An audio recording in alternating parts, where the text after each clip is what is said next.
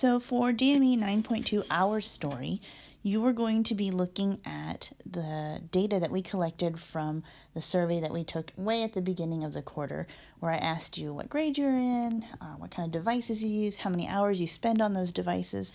So I have attached up here the data as a PDF, and I've also attached a template. We're going to be doing our work in this template, so go ahead and open that in Keynote.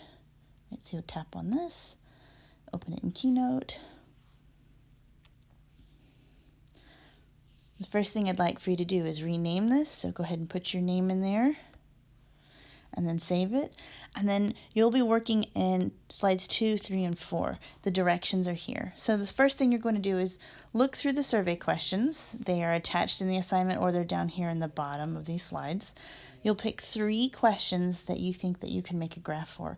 Remember, you're making one bar graph, one line graph, and one pie graph. So pick questions that you think you can do that with, okay? So, for example, if I choose question 1, question 2, and question 3, so 1, 2, and 3, I would go down here and find the data for question 1, question 2, and question 3. I'm going to take this data and make some graphs. So let's say that I want question 1 to be my first graph. I can say that I want to create a pie graph with that, and I'm going to go up here and I'm going to make a pie graph.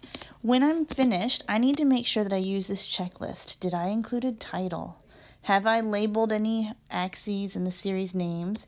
If I've got a bar graph, did I include vertical grid lines? If I have a line graph, did I include data points and data labels?